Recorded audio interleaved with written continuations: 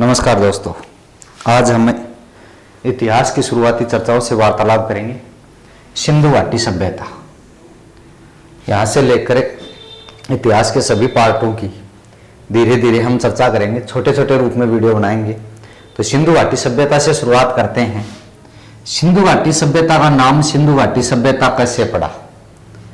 क्योंकि देखो, नामकरण की अगर बात करें, सिंधु घाटी सभ्यता का नामकरण, तो इसके तीन नाम हैं। एक नाम तो जो हमने लिख रखा है सिंधु घाटी सभ्यता, ये नाम तो सिंधु नदी व उसकी सहायक नदियों के आसपास इस सभ्यता के स्थल प्राप्त होने के कारण, कौन सी नदी? सिंधु नदी व उसकी सहायक नदियों के आसपास इस सभ्यता के स्थल प्राप्त होने के कारण पुरातत्व विभाग के महानिदेशक जॉन मार्शल ने सर्वप्रथम यह नाम दिया था। कौन सा? सिंधु घाटी सभ्यता। पुरातत्व विभाग के महानिदेशक जॉन मार्शल ने सर्वप्रथम इस सभ्यता का नाम रखा था। कौन सा? सिंधु घाटी सभ्यता। दोबारा इसका दूसरा नाम, ये पहला है, दूसरा नाम था इसका सिंधु सरस्वती सभ्यता।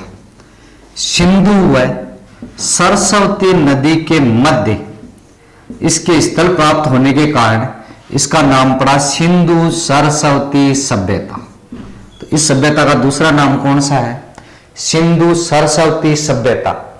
सिंधु घाटी सभ्यता नाम सिंधु नदी व उसकी सहायक नदियों के आसपास इसके स्थल प्राप्त होने के कारण, सिंधु और सरस्वती नदी के मध्य स्थल प्राप्त होने के कारण नाम क्या पड़ा? सिंधु सरस्वती सभ्यता। और तीसरा जो इसका नाम है वो पड़ा था कि सिंधु सभ्यता के जो उत्खनन के लिए विभाग का जो गठन किया गया था, यानी हमारे कोई भी जो सभ्यता थी उसका उत्खनन करने के लिए एक विभाग बनाया जाता था और उस विभाग का नाम था पुरातत्व विभाग। विभाग का नाम क्या था? पुरातत्व विभाग। और पुरातत्व विभाग का नियम था कि किसी भी सभ्यता के प्रथम ज्ञात स्थल के नाम पर उस सभ्यता का नामकरण कर दिया जाएगा। इस सभ्यता का जो प्रथम ज्ञात स्थल था वो था हड़प्पा। इस सभ्यता का प्रथम ज्ञात स्थल कौन सा था? हड़प्पा। इस वजह से सिंधु घाटी सभ्यता का नाम पड़ा हड़प्पा सभ्यता। सबसे पहले खोज किस स्थल की गई? हड़प्पा स्थल की। नाम पड़ा हड़प्पा सभ्यता, जो उचित व सही नाम माना जाता है। उचित व सही नाम कौन सा होगा? हड़प्पा सभ्यता। तो सिंधु घाटी सभ्यता के तीन नाम है, सिंधु घाटी सभ्यता, सिंधु सरस्वती सभ्यता और हड़प्पा सभ्यता। तीनों में से उचित व सही नाम कौन सा होगा? हड़प्पा सभ्यता। ये तो थी इसके नामकरण की बात। सिंधु घाटी सभ्यता, सिंधु सरस्वती सभ्यता और हड़प्पा सभ्यता। हड़प्पा सभ्यता नाम रखा पुरातत्व विभाग के नियम के अनुसार पहला स्थल जो खोजा जाएगा उसी के नाम पर उस सभ्यता का नाम रखा जाएगा। इस सभ्यता का पहला स्थल खोजा गया हड़प्पा स्थल, इसलिए इसका नाम क्या पड़ा? हड़प्पा सभ्यता। तो ये तो थी नामकरण की बात। दोबारा सुन लेना, सिंधु घाटी सभ्यता, सिंधु सरस्वती सभ्यता और हड़प्पा सभ्यता। बात नामकरण के आगे की करते हैं कि सिंधु घाटी सभ्यता का नाम तो सिंधु घाटी सभ्यता, हड़प्पा सभ्यता, सिंधु सरस्वती पड़ा। अब इसके आगे की जो मुख्य योजना थी, यानी सिंधु घाटी सभ्यता की सर्वप्रथम इसके टीलों की ओर ध्यान आकर्षित करने का काम किसने किया? तो 1826 ईस्वी में जब भारत पर ईस्ट इंडिया कंपनी का शासन था, उस ईस्ट इंडिया कंपनी के शासन के समय या अंग्रेजों के शासन के समय एक चार्ल्स मेसन नामक विद्वान ने, चार्ल्स मेसन नामक अंग्रेज ने सर्वप्रथम इस सभ्यता के टीलों की ओर ध्यान आकर्षित किया था। तो सिंधु घाटी सभ्यता के टीलों की ओर ध्यान आकर्षित करने वाला प्रथम अंग्रेज कौन था? Charles mason. इसने सर्वप्रथम ये कहा कि यहां कुछ हो सकता है। तो ये अंग्रेज था, इस अंग्रेज ने सर्वप्रथम ये ध्यान दिया था कि यहां कुछ हो सकता है, यानी सिंधु घाटी सभ्यता के स्थलों की सर्वप्रथम ध्यान आकर्षित करने वाला व्यक्ति कौन? Charles mason. लॉर्ड डलहौजी के समय भारत में डाक विभाग, तार विभाग, रेल विभाग की स्थापना की गई। 1853 में पहली रेलगाड़ी चलाई गई थी और उसी समय लाहौर से कराची तक रेल निर्माण कार्य किया गया था 1856 में। कुछ जॉन ब्रट और विलियम ब्रट नामक दो भाई थे, उन्होंने यहां रेल निर्माण का कार्य प्रारंभ किया था कराची से लेकर लाहौर तक। और कराची से लेकर लाहौर तक जब रेल निर्माण कार्य किया गया उसमें सिंधु घाटी सभ्यता की ईंटों का प्रयोग किया गया था। सिंधु घाटी सभ्यता की ईंटों का प्रयोग सर्वप्रथम किस कार्य में किया गया? रेल निर्माण कार्य में। रेल निर्माण कार्य में सर्वप्रथम सिंधु घाटी सभ्यता की ईंटों का प्रयोग किया गया था। कब? 1856 में। 26 में चार्ल्स मेसन ने इस टिल्ले की ओर ध्यान आकर्षित किया था। 53 में पहली रेल सेवा प्रारंभ की गई मुंबई से थाने तक 34 किलोमीटर की दूरी डलहौजी के समय। 56 में कराची से लाहौर तक रेल निर्माण कार्य में इस सभ्यता की ईंटों का प्रयोग किया गया। 1861 में पहली बार भारतीय पुरातत्व विभाग की स्थापना की गई। भारतीय पुरातत्व विभाग की स्थापना कब की गई? 1861 में की गई थी। जब विभाग की स्थापना की गई, भारतीय पुरातत्व विभाग की स्थापना की गई, उस समय इसका अध्यक्ष कौन था? तो अध्यक्ष था जॉर्ज एलेक्जेंडर कनिंघम। अध्यक्ष कौन था? जॉर्ज एलेक्जेंडर कनिंघम था। यह नाम याद रखना, कनिंघम। पुरातत्व विभाग का प्रथम अध्यक्ष कौन था? कनिंघम था। पूरा नाम था जॉर्ज एलेक्जेंडर कनिंघम। बाद में इस पुरातत्व विभाग का अध्यक्ष बनाया गया 20वीं सदी में जॉन मार्शल को। और जॉन मार्शल इस पुरातत्व विभाग का महानिदेशक बना था। पुरातत्व विभाग का महानिदेशक कौन? John Marshall. जॉन मार्शल 1902 में इसको महानिदेशक के रूप में, 4वें स्थायीकरण के रूप में ये जो महानिदेशक बना, इसी की देख रेख में सबसे पहले खोज की गई थी 1921-1922। हड़प्पा सभ्यता के हड़प्पा स्थल की खोज सर्वप्रथम 1921 में की गई। कौन से स्थल की खोज? हड़प्पा स्थल की खोज 1921 में की गई। और हड़प्पा स्थल की खोज करने वाले व्यक्ति का नाम था दयाराम साहनी। पूरा नाम था राय बहादुर दयाराम साहनी। इन्होंने सर्वप्रथम हड़प्पा स्थल की खोज 1921 में की थी। यह खोज करने वाला व्यक्ति था, जबकि इसका उत्खनन कार्य आगे बढ़ाने का काम, इस स्थल का उत्खनन कार्य आगे बढ़ाने का काम एम.एस. वत्स, माधव स्वरूप वत्स व मार्टिन व्हीलर ने किया था। एम.एस. वत्स और मार्टिन व्हीलर ने उत्खनन कार्य आगे बढ़ाने का काम किया था। किस स्थल का? हड़प्पा स्थल का। तो इस प्रकार से इस हड़प्पा सभ्यता की खोज की बातें हुई कि सिंधु घाटी सभ्यता के टीलों की ओर ध्यान आकर्षित सर्वप्रथम चार्ल्स मेसन ने किया 1826 में। 1856 में इसकी ईंटों का प्रयोग कराची से लाहौर तक रेल निर्माण कार्य में किया गया। 61 में भारतीय पुरातत्व विभाग की स्थापना की गई, जिसका प्रथम अध्यक्ष जॉर्ज एलेक्जेंडर कनिंघम था। और इस पुरातत्व विभाग का महानिदेशक किसको बनाया गया? जॉन मार्शल को बनाया गया था। सर्वप्रथम सिंधु घाटी सभ्यता के किस स्थल की खोज की गई? हड़प्पा की। खोजकर्ता कौन था? दयाराम साहनी। यह हड़प्पा पाकिस्तान में पड़ता है, पंजाब प्रांत में, सतलज नदी के किनारे। उत्खनन कार्य किसने किया? एम.एस. वत्स ने और मार्टिन व्हीलर ने आगे बढ़ाया। दूसरे स्थल के रूप में सन 1922 में मोहनजोदड़ो की खोज की गई। मोहनजोदड़ो की खोज कब की गई? 1922 में। मोहनजोदड़ो की खोज कब? 1922 में। हड़प्पा की खोज कब? 1921 में।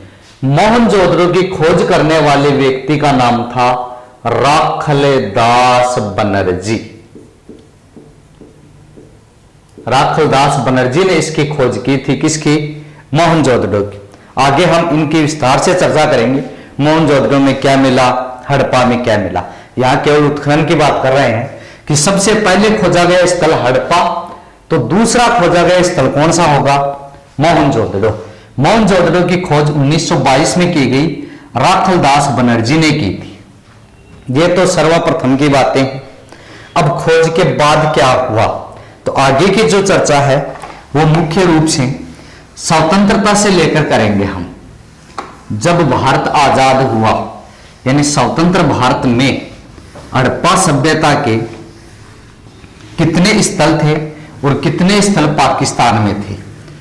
तो स्वतंत्रता एवं विभाजन के समय की बात करें तो भारत आजाद हुआ था 1947 में। तो बात स्वतंत्रता और विभाजन उसी समय। तो स्वतंत्रता व विभाजन के समय इस सभ्यता के लगभग स्थल पाकिस्तान में चले गए थे, क्योंकि विभाजन हुआ तो पाकिस्तान का बंटवारा था, तो उसमें चले गए। जबकि 2 स्थल भारत में रहे। भारत में स्वतंत्रता के समय कितने स्थल थे?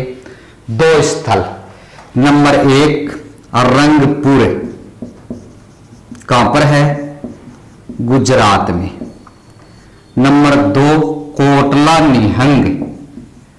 कोटला निहंग कहां पर है? पंजाब में। तो ये 2 ही स्थल थे जो कहां पर थे? भारत में। स्वतंत्रता एवं विभाजन के समय सिंधु घाटी सभ्यता के लगभग स्थल पाकिस्तान में चले गए, केवल 2 स्थल भारत में रहे। एक रंगपुर गुजरात में और दूसरा कोटला निहंग पंजाब में रहा। यह स्वतंत्रता के समय की स्थिति थी, सन 1947 के समय। बाकी सारे स्थल मोहनजोदड़ो, हड़प्पा, चन्हुदड़ो, सुतकांगे डोर, वो सारे के सारे किस में चले गए? पाकिस्तान में, जिनकी हम आगे विस्तार से चर्चा करेंगे। तो ये स्थिति थी किस समय की? स्वतंत्रता के समय की। अब बात करेंगे इस हड़प्पा सभ्यता का विस्तार कहां से कहां तक है। बात करें सिंधु घाटी सभ्यता या बोलते हड़प्पा सभ्यता। हड़प्पा सभ्यता का विस्तार देखो, ये उत्तर दिशा, दक्षिण, पूरब और पश्चिम। ये उत्तर है, ये दक्षिण है, ये पूरब है और ये पश्चिम है। तो इस हड़प्पा सभ्यता के उत्तरी स्थल का नाम क्या था? उत्तरी स्थल का नाम था मांडा, और मांडा पड़ता है चिनाब नदी के किनारे, कश्मीर में स्थित है। उत्तरी स्थल का नाम क्या है? मांडा, चिनाब नदी के किनारे, कश्मीर में स्थित है। दक्षिण स्थल दक्षिण देमाबाद। देमाबाद है परवरा नदी के किनारे। कौन सी नदी के किनारे? परवरा नदी के किनारे। और किस राज्य में? महाराष्ट्र में। उत्तरी स्थल मांडा चिनाब नदी के किनारे कश्मीर में, दक्षिणी स्थल देमाबाद परवरा नदी के किनारे महाराष्ट्र में। पूर्वी स्थल का नाम है आलमगीरपुर। पूर्वी स्थल का नाम क्या है? आलमगीरपुर। पूर्वी स्थल का नाम है आलमगीरपुर, और यह है हिंडन नदी के किनारे। नदी का नाम कौन सा होगा? हिंडन नदी। और राज्य का नाम है उत्तर प्रदेश, यूपी। विस्तार की बात करें, जैसे देखो राजस्थान के अगर विस्तार की बात करें, उत्तर में कोणा गांव से लेकर दक्षिण में बोरकुंड गांव, धौलपुर के सिलाना से लेकर समतहसील कटरा में। तो इसी प्रकार से भारत की भी बात करें तो उत्तर में जम्मू कश्मीर कन्याकुमारी से लेकर जम्मू कश्मीर से लेकर दक्षिण में कन्याकुमारी, इधर नागालैंड क्षेत्र से लेकर इधर कहां? गुजरात। तो इसी प्रकार से इसका भी क्या है? उत्तरी स्थल मांडा, दक्षिणी स्थल देमाबाद, पूर्वी स्थल आलमगीरपुर, पश्चिमी स्थल का नाम सुतकांगे डोर। पश्चिमी स्थल का नाम क्या है? सुतकांगे डोर। और ये नदी है यहां दास्क नदी, और ये पड़ता है कहां पर? पाकिस्तान के बलूचिस्तान प्रांत में पड़ता है। कौन से प्रांत में? बलूचिस्तान प्रांत में। ये किस स्थल? सुतकांगे डोर कहां पर? पाकिस्तान में। बलूचिस्तान प्रांत कहां का? पाकिस्तान का। तो हड़प्पा सभ्यता का विस्तार जो है वो उत्तर का भारतीय स्थल है, दक्षिण का भारतीय स्थल है, पूर्वी भारतीय स्थल है, एक पाकिस्तान का स्थल है पश्चिम में। भारत के पश्चिम में पाकिस्तान में सुतकांगे डोर। ये तो इसके 4 स्थल हुए। अब इसके विस्तार की बात करें, भारत का उत्तर से दक्षिण का ज्यादा है या पूर्व से पश्चिम का? उत्तर से दक्षिण का। जबकि राजस्थान का उत्तर से दक्षिण का ज्यादा है या पूर्व से पश्चिम का? पूर्व से पश्चिम का, क्योंकि 869 826 राजस्थान का 869 पूर्व से पश्चिम वाला है, और यह है 826 राजस्थान की बात कर रहा हूं। भारत का यह है 32-14 किलोमीटर और यह है 29-33। तो भारत का उत्तर से दक्षिण का ज्यादा। याद ऐसे रखना है कि हड़प्पा सभ्यता का विस्तार राजस्थान के समकालीन है, मतलब उत्तर से दक्षिण का कम है और पूर्व से पश्चिम का ज्यादा। उत्तर से दक्षिण का इसका विस्तार है 1400 किलोमीटर। कितना है? 1400 किलोमीटर। और पूर्व से पश्चिम का इसका विस्तार है 1600 किलोमीटर। पूर्व से पश्चिम का विस्तार कितना? 1600 किलोमीटर। उत्तर से दक्षिण का विस्तार कितना? 1400 किलोमीटर। राजस्थान के समकालीन हड़प्पा सभ्यता का विस्तार है। अब बात करें इसके आकृति का। ये जो इसकी आकृति है कैसी? त्रिभुजाकार। ऐसे ही सारी होगी। तो इस हड़प्पा सभ्यता का जो आकृति है, हड़प्पा सभ्यता की आकृति या आकार त्रिभुजाकार है। हड़प्पा सभ्यता का आकार कैसा है? त्रिभुजाकार है। हड़प्पा सभ्यता का कुल क्षेत्रफल, कुल क्षेत्रफल, भारत का कुल क्षेत्रफल 3287,263, राजस्थान का 342,239। तो इसी प्रकार से इस हड़प्पा सभ्यता का कुल क्षेत्रफल है लगभग 15 लाख वर्ग किलोमीटर। कितना है? 15 लाख वर्ग किलोमीटर कुल क्षेत्रफल है हड़प्पा सभ्यता का। यह बात हुई विस्तार की। उत्तरी स्थल मांडा, चिनाब नदी, कश्मीर। दक्षिणी स्थल दक्षिण देमाबाद, परवरा नदी, महाराष्ट्र। पूर्वी स्थल आलमगीरपुर, हिंडन नदी, उत्तर प्रदेश। और पश्चिमी स्थल सुतकांगे डोर, दास्क नदी, बलूचिस्तान प्रांत। उत्तर से दक्षिण का विस्तार 1400, पूर्व से पश्चिम का विस्तार 1600। आकृति कैसी? त्रिभुजाकार। और कुल क्षेत्रफल कितना हुआ? 15 लाख वर्ग किलोमीटर। यह बात है किसकी? हड़प्पा सभ्यता के विस्तार की। आगे की हम चर्चा करें, ऐसा वैसा उतार लेना इसको। उत्तर, दक्षिण, पूर्व, पश्चिम। उत्तर से दक्षिण, पूर्व से पश्चिम और स्थलों के नाम। ठीक, मिटा देता हूं इसको। आगे की जो बात है कि इस सभ्यता के सर्वाधिक स्थल कहां प्राप्त हुए? भारत में। तो भारत में हड़प्पा सभ्यता के सर्वाधिक स्थल गुजरात राज्य से प्राप्त हुए हैं। सर्वाधिक स्थल कहां से प्राप्त हुए? गुजरात राज्य से। सर्वाधिक स्थल गुजरात राज्य से प्राप्त हुए। किस राज्य से प्राप्त हुए? गुजरात राज्य से प्राप्त हुए हैं सर्वाधिक स्थल। बात करते हैं वर्तमान में कितने स्थलों की खोज की जा चुकी है। तो वर्तमान में इस सभ्यता के लगभग 1400 स्थल खोजे जा चुके हैं।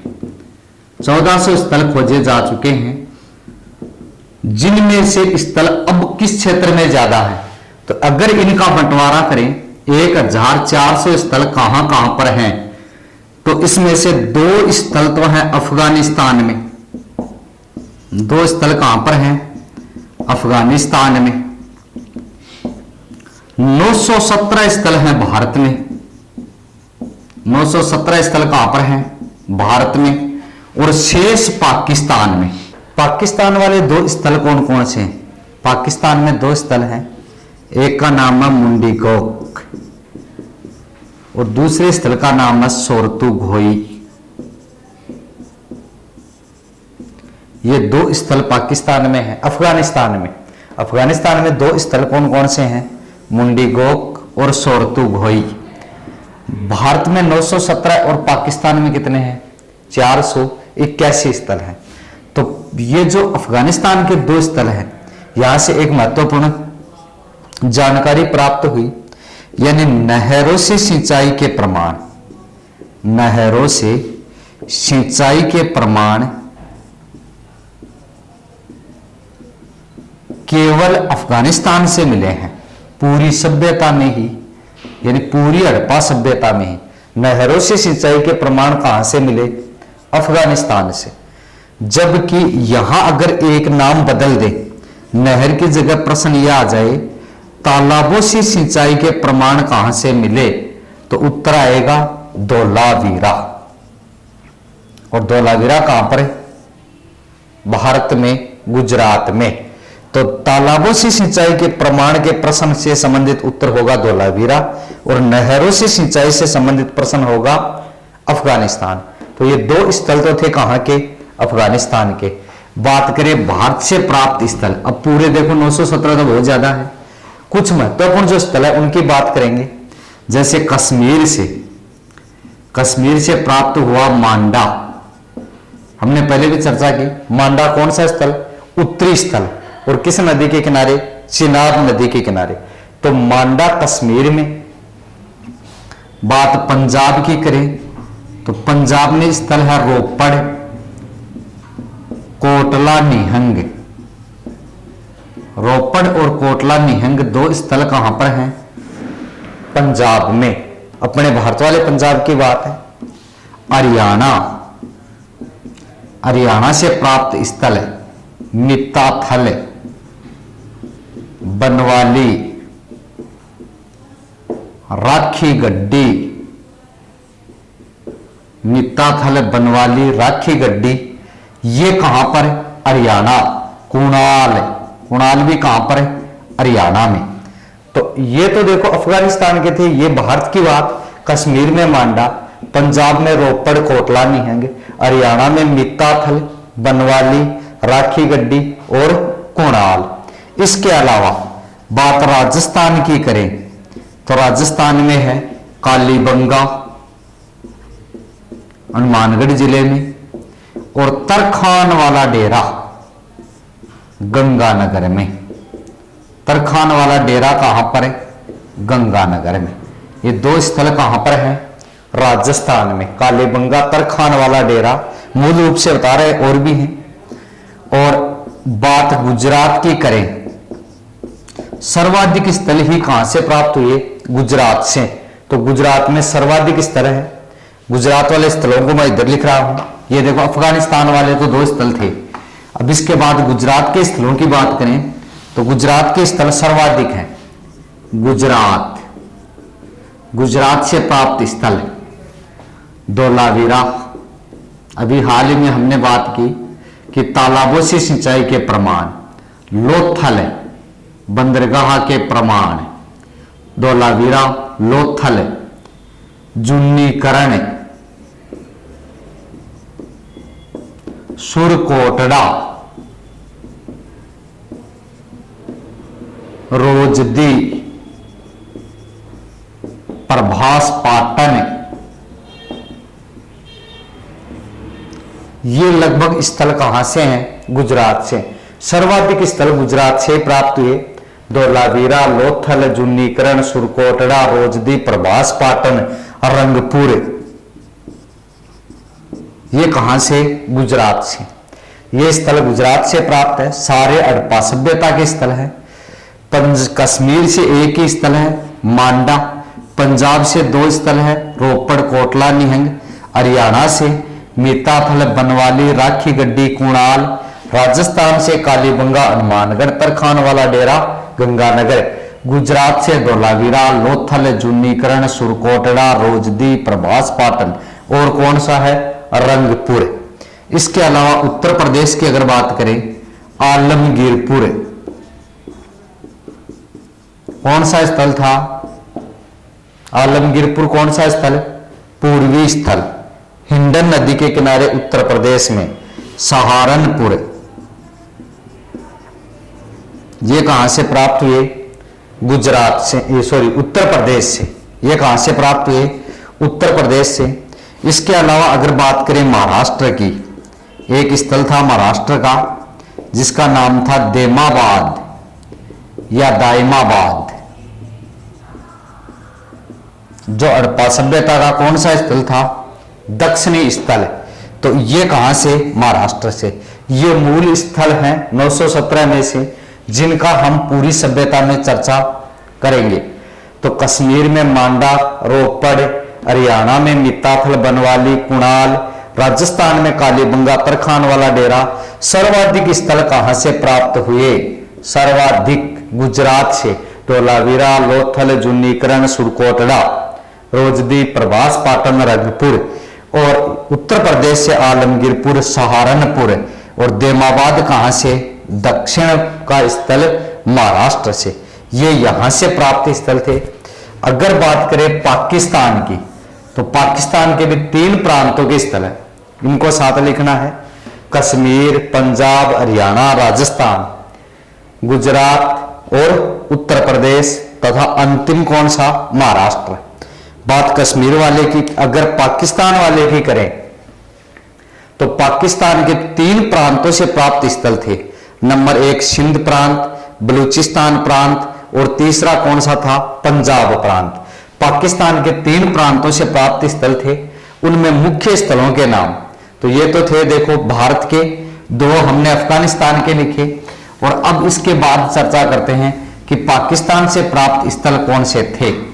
तो पाकिस्तान से प्राप्त जो स्थल हैं 481, उन स्थलों की बात करें तो पाकिस्तान में सबसे ज्यादा 3 ही प्रांत हैं। नंबर 1 पाकिस्तान के स्थल है, पाकिस्तान के स्थल है। नंबर 1 सिंध प्रांत से। नंबर 2 बलूचिस्तान प्रांत से। और नंबर 3 पंजाब प्रांत से। ये 3 स्थल हैं, 3 प्रांत हैं। पाकिस्तान सिंध प्रांत से स्थल कौन कौन से हैं? मोहनजोदड़ो, चन्हूदड़ो, जुदीर जोदड़ो और एक था कोट दीजी। जक्का के आगे दड़ो लागे ने तो सारा कौन सा प्रांत में? सिंध प्रांत। मोहनजोदड़ो, चन्हूदड़ो, जुदीर जोदड़ो, दड़ो दड़ो सारा कौन सा में है? सिंध प्रांत में। बलूचिस्तान से प्राप्त सुत कांगे डोर कौन सा स्थल था? पश्चिमी स्थल। कौन सी नदी के किनारे? दास्क नदी के किनारे। तो सुतकांगे डोर कहां पर? बलूचिस्तान प्रांत में। इस सभ्यता का पश्चिमी स्थल था। दूसरा स्थल है सुतकाको है। तीसरा स्थल था डाबरकोट और चौथा स्थल है बालाकोट। सुतकांगे डोर, सुतकाको है, डाबरकोट, बालाकोट। 2 तो है सुतका सुतका, 2 कोट, डाबरकोट और बालाकोट।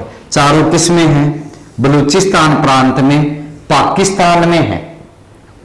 यह हाल ही में फर्स्ट ग्रेड में आया था 9 जनवरी 2020 की परीक्षा में कि हड़प्पा सभ्यता का सुतकाको है स्थल किस प्रांत में स्थित है? उत्तर क्या था? बलूचिस्तान प्रांत। पंजाब में है। एक तो प्रसिद्ध स्थल सर्वप्रथम खोजा गया हड़प्पा, कौन से? पंजाब में, पाकिस्तान वाले में। और एक स्थल का नाम था रहमान डेरी। ये 2 स्थल कौन से हैं? पाकिस्तान में। इस प्रकार से ये सिंधु घाटी सभ्यता के वर्तमान तक लगभग खोजे गए स्थल थे, जिनमें ये हैं सिंध प्रांत में, पाकिस्तान में 4 स्थल, बलूचिस्तान में भी 4 स्थल और पंजाब में 2 स्थल। भारत वालों की हमने चर्चा की, कश्मीर में थे, पंजाब में थे, हरियाणा में थे, राजस्थान में हैं, उत्तर प्रदेश में हैं, गुजरात में हैं और महाराष्ट्र में। अफगानिस्तान में केवल 2 स्थल, मुंडीगाक और सोरतुघोई, और वहां एक प्रमाण भी मिला, कौन सा? नहर से सिंचाई का। अब इसकी चर्चा करते हैं कि यह कैसी सभ्यता थी और किस काल की सभ्यता है और कैसी सभ्यता थी। अक्सर प्रश्न पूछा जाता है कि हड़प्पा सभ्यता किस काल की थी? प्राग ऐतिहासिक काल की, आधे ऐतिहासिक काल की, ऐतिहासिक काल की। तो इस प्रकार से अगर कोई प्रश्न है तो सिंधु घाटी सभ्यता थी आधे ऐतिहासिक काल की सभ्यता, आधे ऐतिहासिक काल की सभ्यता थी।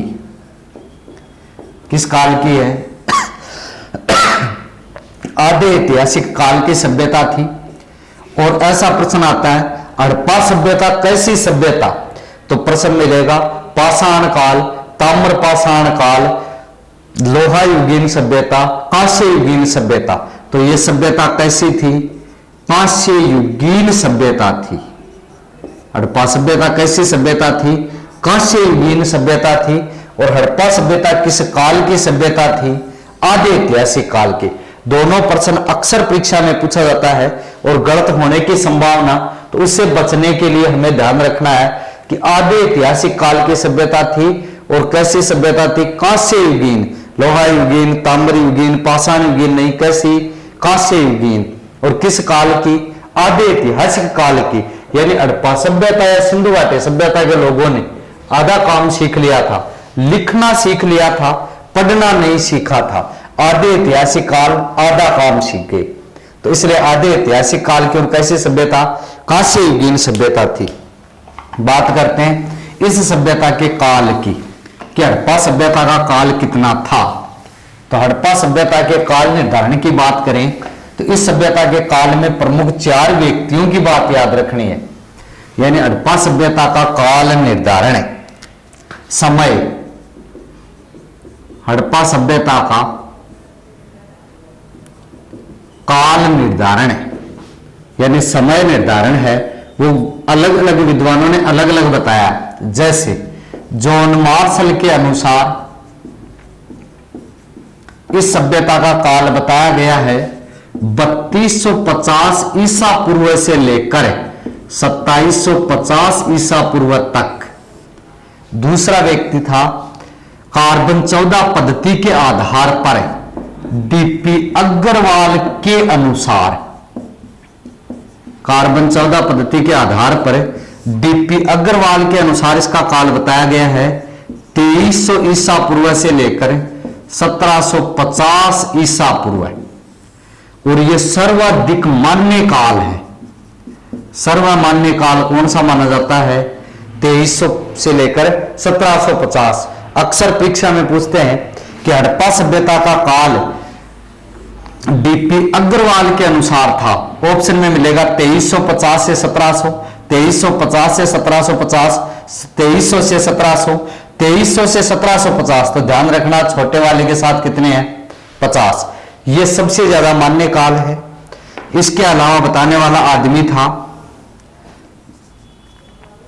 हड़प्पा सभ्यता का काल बताने वाला एक उत्खननकर्ता मार्टिन व्हीलर। मार्टिन व्हीलर के अनुसार इस सभ्यता का काल बताया गया है 2500 ईसा पूर्व से लेकर 1500 ईसा पूर्व। और एक वर्तमान की NCERT के अनुसार, NCERT के अनुसार इस सभ्यता का काल माना गया है 2500 से लेकर 1800 ईसा पूर्व। चारों में भी महत्वपूर्ण कौन सा है? ये अगर नाम विशेष दे दे कि जॉन मार्शल पुरातत्व विभाग का महानिदेशक था, तो जॉन मार्शल के अनुसार पूछे तो कौन सा होगा?